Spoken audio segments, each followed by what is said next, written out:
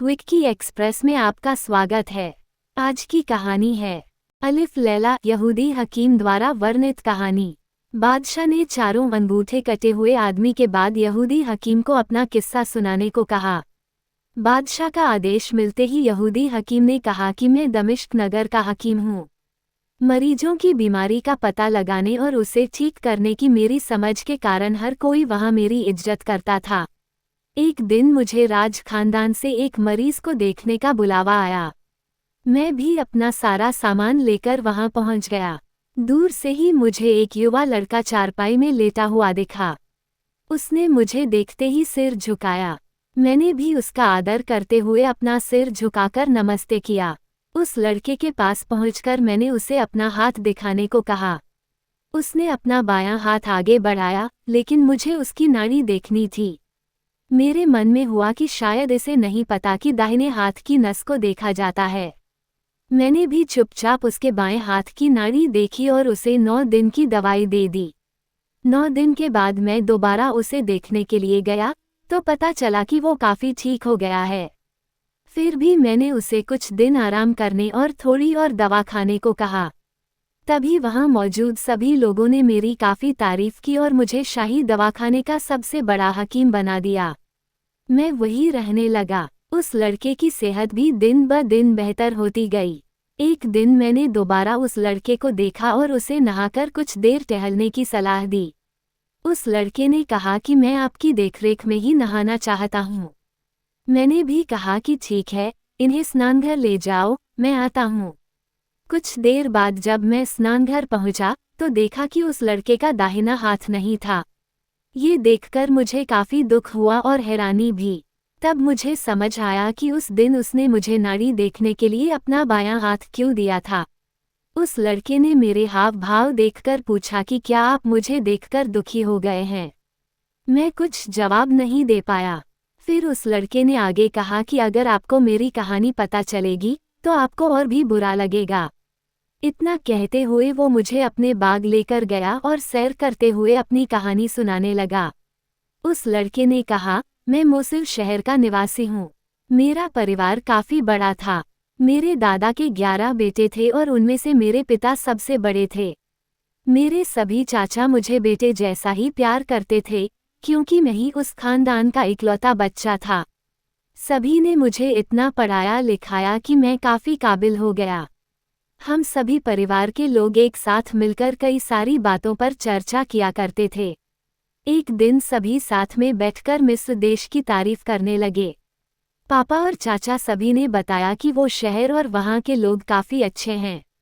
उस शहर की नील नदी से सुंदर कोई नदी नहीं है। वहाँ हरियाली है और कई तरह के पक्षी भी हैं। उस देश की इतनी तारीफ सुनकर मेरा मन में वहाँ जाने की इच्छा जागी। तभी मेरे सभी चाचा ने मिस्र जाकर व्यापार करने के बारे में बात की। ये सुनकर मैं भी खुश हो गया और पापा व चाचा से उनके साथ मिस्र जाने की जिद करने लगा, लेकिन किसी ने मेरी एक नहीं सुनी। जब मैं सब लोगों से नाराज हो गया तो पिता ने कहा कि तुम्हें मिस्र तक नहीं ले जाएंगे। हाँ, तुम्हें मिस्र के पास के दमिश्क शहर तक लेकर जा सकते हैं। उसके बाद तुम वहीं रहना और हम मिस्र से व्यापार करके लौटेंगे तो साथ में मोसुल आ जाएंगे। मेरे मन में हुआ कि मिस्र न सही, लेकिन उसके पास तक पहुंचने का तो मौका मिल रहा है। ये सोचकर मैंने हाँ कह दिया। हम कुछ दिन की यात्रा करके दमिश्क पहुंचे। मुझे वो शहर बहुत पसंद आया। चाचा और पापा के साथ मिलकर मैंने भी दमिश्क में कुछ दिनों तक कपड़ों का व्यापार किया। कुछ दिन साथ बिताने के बाद पापा और चाचा मुझे व्यापार में हुए मुनाफे की कुछ रकम देकर मिस्र चले गए और उनका इंतजार करने को कहा। मैंने भी उन पैसों से एक अच्छा मकान किराए पर ले लिया और सुख सुविधाओं के साथ रहने लगा। घर के कामकाजों में मदद के लिए कुछ सेवकों को भी रख लिया था। तभी एक दिन नकाब पहने एक लड़की मेरे उस किराए के घर में आई। उसने दरवाज़ा खटखटाया और सीधे घर के अंदर आ गई। उसने मुझे कहा कि मुझे काफ़ी भूख लगी है, कुछ खाने को दे दो। मैंने घर में मौजूद सेवकों से उसके लिए खाना लाने के लिए कहा। उसने भरपेट खाना खाया और वहीं रुकने की बात कही। मैंने उसे मना नहीं किया और रात भर उससे बातचीत की। सुबह होते ही उसने मुझे कुछ रुपये दिए और जाने लगी। मैंने कहा कि मुझे पैसे नहीं चाहिए। उसने कहा कि वो मुझे दोस्त मानती है और कल भी आएगी, लेकिन उसके लिए मुझे पैसे लेने होंगे। मैंने दुखी होकर उससे पैसे ले लिए। अगले दिन वो दोबारा आई। कुछ दिनों तक ऐसा चलता रहा। एक दिन उसने मुझसे अचानक पूछा कि क्या तुम मुझसे प्यार करते हो। मैंने उसकी तरफ देखते हुए कहा कि तुम काफी सुंदर हो और तुम्हारा स्वभाव भी अच्छा है, इसलिए मैं तुम्हें पसंद करता हूँ। मेरी बात सुनकर उसने कहा कि मेरी बहन मुझसे भी अच्छी है। तुम उसे देखोगे तो तुम्हें उससे प्यार हो जाएगा। मैंने जवाब में कहा कि ऐसा हो ही नहीं सकता, मैं तुमसे ही प्यार करता हूँ। अगले दिन वो अपनी बहन को लेकर आ गई। वो सचमुच इतनी अच्छी थी कि उसे देखते ही मैं कहीं खो सा गया। तब उस लड़की ने मुझसे कहा कि तुम्हें हो गया ना मेरी बहन से प्यार। देखो, मेरी बात सच साबित हुई। भले ही मेरे मन में उसकी बहन के लिए प्यार की भावना आ रही थी, लेकिन मैंने उससे कहा ऐसा कुछ नहीं है। कुछ देर बाद उसकी बहन और मैं एक दूसरे को देखने लगे। हमें इस तरह एक दूसरे की आंखों में देखते हुए देखकर उसे गुस्सा आ गया। वो तुरंत 2 गिलास में जूस लेकर आई। उसने एक गिलास अपनी बहन के हाथ में और दूसरा मेरे हाथ में पकड़ा दिया। फिर खुद बाहर चली गई। उसकी बहन और मैंने अपने अपने गिलास का जूस पी लिया। कुछ देर बाद देखा तो उसकी बहन नीचे गिर गई। मैंने मदद के लिए घर में मौजूद सेवकों को बुलाया तो उन्होंने बताया कि यह मर चुकी है। मैं हैरान हो गया। डर के मारे मैंने अपने सेवकों को उसकी लाश घर में ही दफनाने को कह दिया। फिर उस घर के मालिक को 1 साल का किराया देकर मैंने उस घर में ताला मारा और मिस्र चला गया। चाचा और पापा ने मुझे वहां देखकर पूछा कि मैं क्यों आया। मैंने डरकर उन्हें कुछ नहीं बताया और मिस्र घूमने लगा। तभी पापा और चाचा ने वापस अपने देश लौटने की बात कही, लेकिन मैं अपने शहर मोसिल नहीं जाना चाहता था। मैं कुछ दिनों के लिए मिस्र में ही कहीं छुप गया। पापा और चाचा ने मुझे बहुत ढूंढा, लेकिन मैं नहीं मिला। वो थक हार कर वापस मोसिल लौट गए। मैं उनके लौटने के बाद भी मिस्र में ही 3 साल तक रहा और दमिश्क के उस घर के लिए मालिक को हर साल किराया भेजता रहता था। एक दिन मैंने वापस दमिश्क लौटने के बारे में सोचा और उसी घर में पहुंच गया। कुछ दिनों के बाद मेरे सारे पैसे खत्म हो गए। तभी घर की सफाई करते हुए मुझे एक बड़ा सा गहना दिखा। जब मैंने ध्यान से देखा तो मुझे याद आया कि ये उसी लड़की की बहन का है जिसे उसने जहर दे दिया था। मेरी हालत इतनी खराब थी कि मैं उस गहने को लेकर उसी घर के मालिक के पास गया जिसके घर में मैं रहता था। दरअसल वो जौहरी था।